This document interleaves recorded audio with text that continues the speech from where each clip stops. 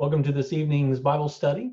We are continuing in our study of the book of Revelation, and we'll be back in chapter 2, and we'll be reading verses 8 through 11, which is the letter to Smyrna.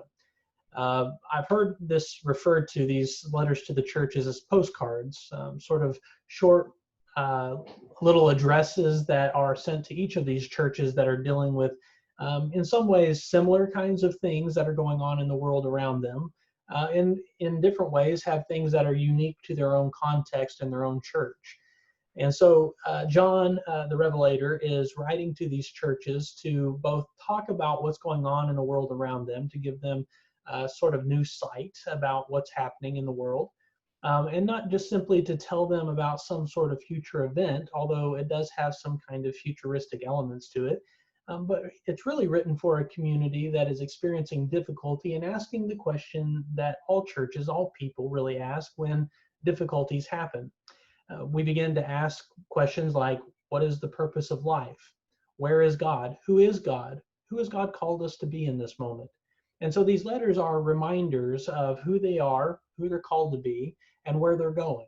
It's a hopeful letter that continues to draw the community into the life of God, not so that they can look at the world with suspicion and fear, but rather they can enter into the world and live boldly, live well, and live in ways that are reflective of the life and character of God, namely in the person of Jesus, who is the crucified Lamb. We'll discover that a little bit later. But I think what's helpful for us to understand in reading the book of Revelation are that, yes, it does use a lot of imagery and symbols, and we're not always familiar with that, but the communities in these churches would have been very familiar with that.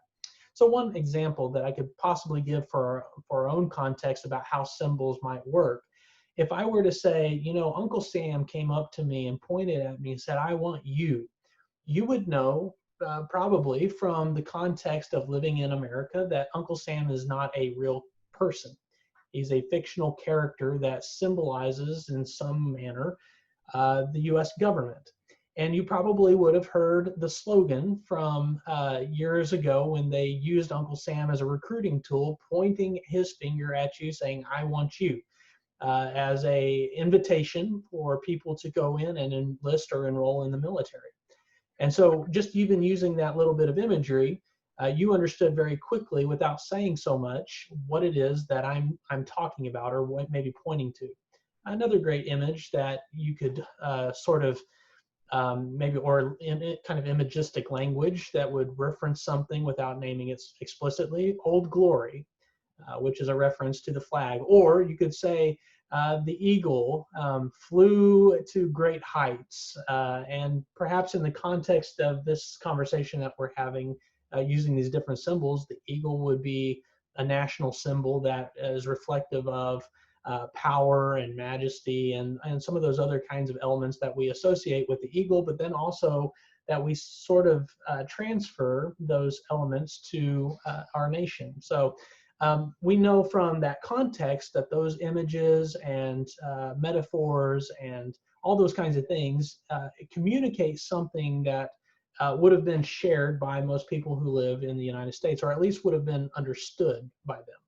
Well, the images that come from these churches and that's utilized throughout the book of Revelation wouldn't have been foreign to them. They would have been everyday life kinds of images and metaphors that are being utilized. And so when we listen to these churches, we often, because we're unfamiliar with these images, read into it more than we probably should. But for helping us to understand these letters, I'm going to provide some background for some of these images to help us. So let's go into the text, starting in chapter 2, verse 8. To the angel of the church in Smyrna write, these are the words of him who is the first and last, or the Alpha and Omega, who died and came to life again. I know your afflictions and your poverty, yet you are rich. I know about the slander of those who say they are Jews and are not, but are a synagogue of Satan. Do not be afraid of what you are about to suffer. I tell you, the devil will put some of you in prison to test you, and you will suffer persecution for 10 days. Be faithful, even to the point of death, and I will give you life as your victor's crown. Whoever has ears, let them hear what the Spirit says to the churches. The one who is victorious will not be hurt at all by the second death. Now, Smyrna, just to give a little bit of context, was a town, a very important town. It was a harbor town that's about 35 miles north of Ephesus. It was the second city behind Ephesus to be granted cult status for the emperor worship. And so they were very similar in terms of Ephesus, in terms of understanding the emperor as a god or the son of God. They worshiped the emperor as part of their cult worship with the other gods. They also participated in things that were kind of like the Olympic Games, and so they would provide, laurel wreaths, little crowns that would have been placed on the heads of the victors, the winners.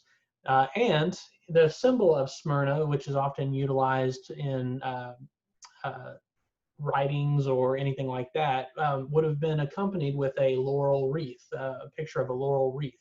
So you would see the leaves and all that kind of stuff on its branches.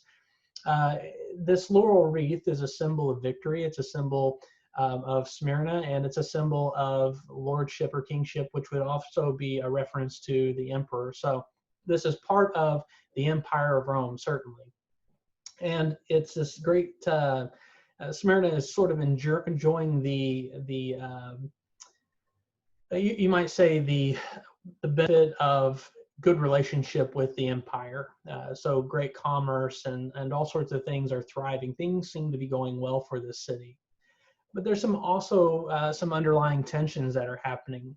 First off, there is a Gentile community and a Jewish community, a very large Jewish community. And within the empire, the Jewish people had been given a particular status that allowed them to worship only Yahweh and no other gods. Now, they were one of the few that were given that kind of access or granted that kind of stipulation.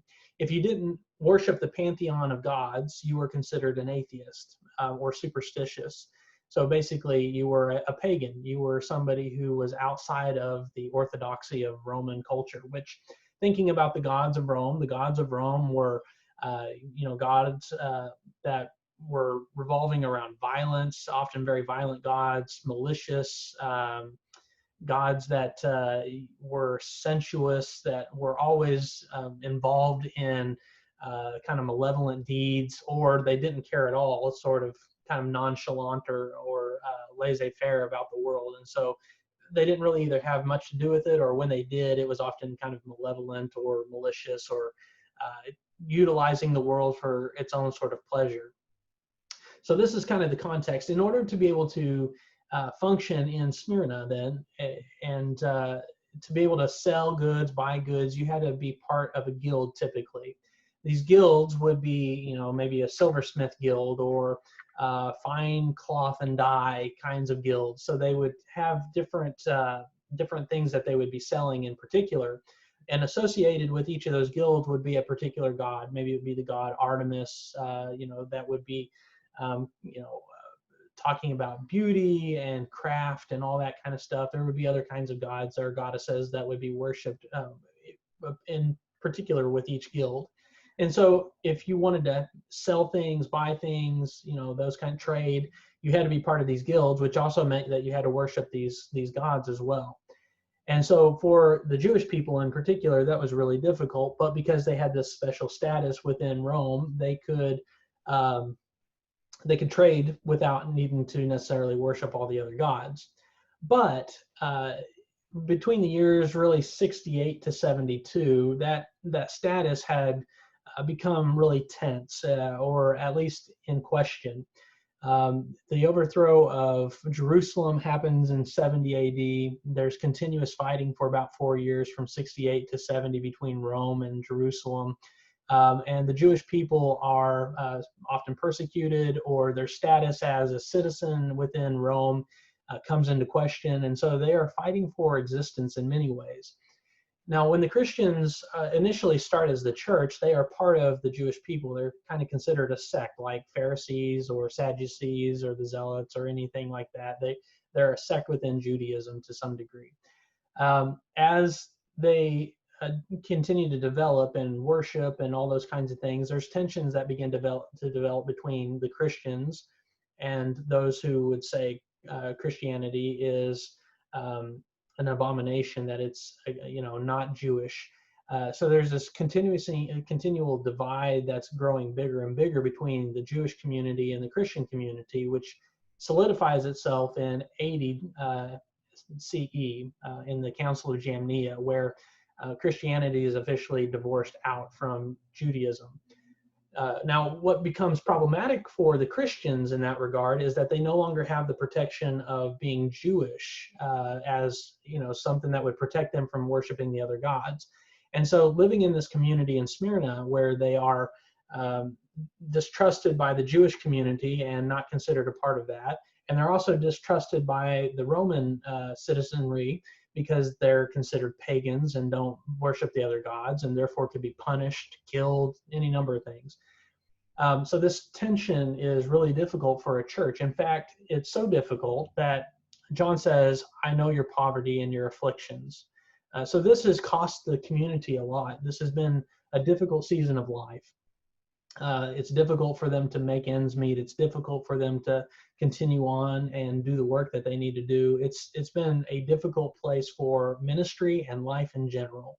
And there's great costs that are involved in that, not only in the prospect of death, but even just in being able to provide for your family or provide for those who are most vulnerable in the community. This is a difficult, difficult moment. So the Christian community here in Smyrna begins not with a reminder necessarily of the pain and the affliction that they're experiencing, but reminding them who is speaking to them at the very beginning of this, the one who has called them forth, who has brought them and created them and made them. These are the words of him who is the Alpha and the Omega, the first and last, who died and came to life again. So we are reminded in this very first initial introduction that Jesus is the one who has come to this world and given up of himself all, even to the point of death. That Jesus's faithfulness had no limits, no boundary, that Jesus was going to be faithful no matter the deep cost to himself. And as the church who follows Jesus, then we are called to follow that same example, that death is not in any way a hindrance or a barrier to faithfulness. And to live the way of Jesus might require all of us, every part of us. And so here we are reminded of this sacrificial life that Jesus has lived in our midst, who was at the very beginning and who will be at the end. In other words, who is Lord over all. And also, after this little introduction, the language changes so that Jesus is speaking. I know your afflictions and your poverty. Now, it's really interesting that in Exodus 3, Exodus 2 and 3, where the Israelites are experiencing great bondage in Egypt, one of the things that it says is the people cried out because of their affliction, and God saw, heard, and came down and knew their suffering. So here we have this sense that God is present and knows their suffering, not just in a cognitive sense, but one who has participated in suffering with them. And despite the afflictions and the poverty, says something about their life that might be unanticipated, unexpected. You are rich. Now, they don't have economic wealth, they don't have status in the culture. Riches must have a different connotation here. The connotation is that they are rich in something else. Maybe they are rich in the way that they are generous despite their poverty. Maybe they are rich by the ways that they have served their community as servants rather than as overlords. Maybe they are rich in the fact that they love one another deeply and love their community deeply. Whatever it is, this riches has given something to the community. There is something beautiful about this community, though they do not seem to have much, though they seem to lack everything that might be necessary for life, and their life is a burden. It's difficult. Yet there is something beautiful and valuable about this community. Now, he continues on, Jesus, I know about the slander of those who say they are Jews and are not, but are a synagogue of Satan. Now, John the Revelator is beginning to do what's called a polemic. He is talking about this contentious nature, and he begins to sort of denigrate this other community. This would have been a very typical thing to do in the sort of contentious debates that happened. The authors or the speakers would sort of denigrate their opponents. They would put them down. They would make them look silly or whatever it might be.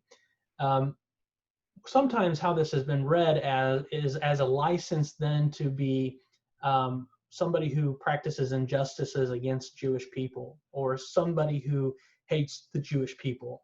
Martin Luther, for instance, the great reformer from Germany, often wrote very heinous kinds of things about the Jews because of his interpretation of passages like this that became very hateful. Now, John isn't being hateful of the Jewish people. He's not a hater of the Jewish people. Rather, he is simply pointing out that this community, this Jewish community, who has been called to serve as a ambassador of God in the world, by their actions have actually shown to be something else. It's deathly, it's destructive, it's been devastating for this Christian community. And when their lives have not been a reflection of the love of God and have instead been a tool for the destruction of others and their bodies, that has been deeply problematic. It is what he would say is satanic. That doesn't mean they are Satan, but that their actions, the life that is flowing out of that is in some sense demonic. It is broken. It is devastating. It is death. It is counter to the way of God in the world. And when things are counter to the way of God in the world, John would say these are of Satan. These are of the world, that it doesn't belong to God. Now, again, we have to be careful, because keep in mind, for John, there is not really any division here between Christians and Jewish people. Now, that doesn't mean there aren't Gentiles in the Christian church, but that they have, they should, at least, be in theory serving the same God. And Jesus is the full manifestation of God, who is the Messiah. So Jesus is the one who is both Jewish and also fulfilled the life of Israel in his call and ministry. And so John is not saying that Jewish people are satanic, but rather that this particular synagogue has been living a life that has become very destructive and counter to the way of God. So despite the afflictions and the slander that seem to be happening for this Christian community, John calls this community to not be afraid about what they are to suffer. John doesn't diminish suffering. John doesn't say, hey, if you follow Jesus, everything's going to work out. John doesn't say anything like that, but recognizes that sometimes being faithful will entail suffering as well. And that ultimately, it's not even the Jewish community that has done this. Really, it's the devil will put some of you in prison to test you, and you will suffer persecution for 10 days. That this is not a battle against flesh and blood, but of the powers and principalities and the rulers of the air. This is something larger that's going on that has caught the whole world up in its grip. And so he calls forth for them not to be afraid, but to be faithful. To be faithful even to the point of death, and I will give you life as your victor's crown, the laurel wreath, that you will be the victor. This sense of God's faithfulness being demonstrated through the life of the people leads to victory. That is the key thing. And that persecution, it says it will last for 10 days. You will suffer persecution for 10 days. That's not a literal 10 days. That's symbolic for something like a time and a half, for a while. It's an indefinite kind of time. We're not sure. It could be short, it could be long, but it's going to happen for a time. But that time will end. Suffering will end. And death has an end point as well. Death has been overcome because of the one who went through death and came out the other side victorious. So whoever has ears, let them hear what the Spirit says to the churches. Notice this isn't just for Smyrna. This is written for the churches. This is written for other communities, that Smyrna would be an example in their life for the other churches as well. The one who is victorious will not be hurt at all by the second death. So John ends on this positive note, this hopeful note, that though persecutions and difficulties will come, and though the community doesn't seem to have all the necessary resources that they would imagine they need, yet God is faithful and calls them to a level of, or life of faithfulness that will be to the point of even death, but death that is not the final word. God has the final word. And for those who continue to be faithful, even in the midst of difficulty, God will give them the victor's crown. Well, I hope you've had a great evening. May God bless you and keep you, and may his face shine upon you and give you peace.